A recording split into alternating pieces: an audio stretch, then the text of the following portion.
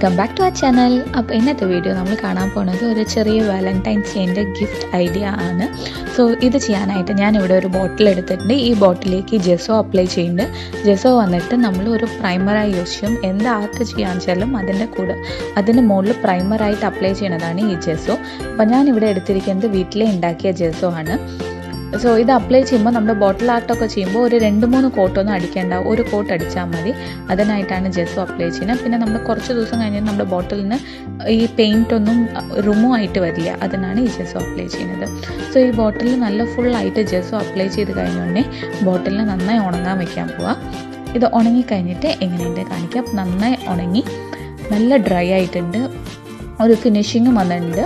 ഇതിൻ്റെ മുകളിൽ ഞാനിപ്പോൾ വന്നിട്ട് red colour acrylic paint sponge കൊണ്ടാണ് അപ്ലൈ ചെയ്ത് കൊടുക്കുന്നത്.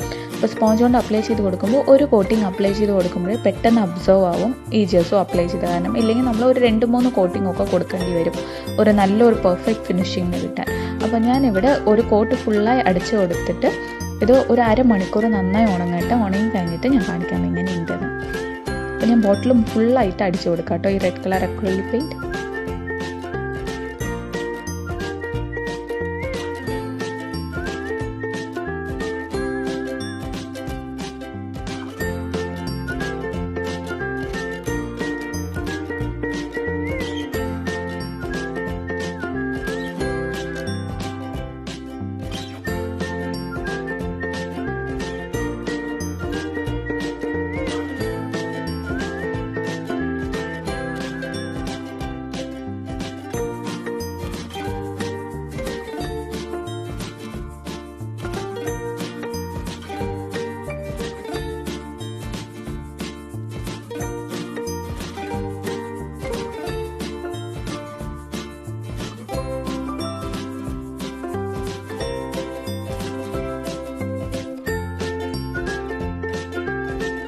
ഇപ്പോൾ ബോട്ടിൽ നന്നായി ഡ്രൈ ആയിട്ടുണ്ട്. ഇപ്പോൾ കാണുമ്പോഴേ അറിയാം നല്ലൊരു ഫിനിഷിങ് കിട്ടിയിട്ടുണ്ട്. നല്ലൊരു പെർഫെക്റ്റ് ഫിനിഷിങ്ങാണ് കിട്ടിയിരിക്കുന്നത്. സോ ബോട്ടിലിൻ്റെ ക്യാപ്പ് ഇടുന്ന ഭാഗം വന്ന് ഞാൻ ജെസോ അപ്ലൈ ചെയ്തിട്ടില്ല, പക്ഷേ 2 കോട്ട് അക്രിലിക് പെയിൻറ്റ് അടിച്ചിട്ടുണ്ട്. അപ്പോൾ ചെറുതായിട്ട് ഒരു ലൈറ്റായിട്ട് നമുക്ക് കാണാൻ പറ്റും നമ്മുടെ ബോട്ടിലിൻ്റെ ഇതും. പക്ഷേ ബോഡി പാർട്ട് കണ്ടു വെച്ചാൽ നല്ലൊരു ഫിനിഷിങ് കിട്ടിയിട്ടുണ്ട്. സോ ഇതിനാണ് ഞാൻ ജെസോ അപ്ലൈ ചെയ്തത്.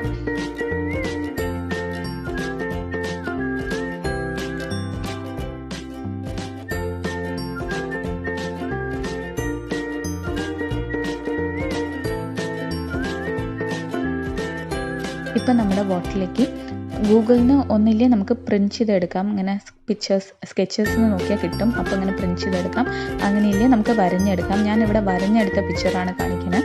സോ ഇങ്ങനത്തെ പിക്ചർ ഞാൻ ബോട്ടിലിൽ വരഞ്ഞ് ബ്ലാക്ക് കളർ പെയിൻറ്റും കൊടുത്തിട്ട് ബോട്ടിലിൽ നമ്മുടെ നോർമൽ ഗ്ലൂ ഇല്ലെങ്കിൽ ഫെവിക്കോൾ വെച്ച് ഞാൻ അപ്ലൈ ചെയ്ത് കൊടുക്കാം. ഇതേപോലെ ചെറിയ കുഞ്ഞു ഹാർട്ട്സ് ആയിട്ടും ഞാൻ വരഞ്ഞെടുത്തിട്ടുണ്ട്. അതും നമ്മുടെ ബോട്ടിലിൻ്റെ എല്ലാ സൈഡും ഞാൻ ഇത് ഒട്ടിച്ച് കൊടുക്കാൻ പോവാം.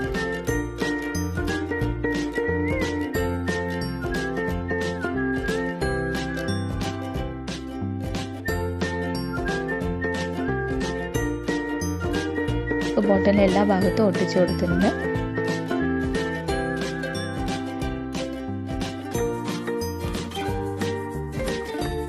ഇതിലേക്ക് ഞാനൊരു LED ലൈറ്റ് ബോട്ടിലിൽ ഇട്ട് കൊടുക്കാം. സോ നൈറ്റ് ടൈം കാണാൻ നല്ലൊരു ലുക്കായിരിക്കും.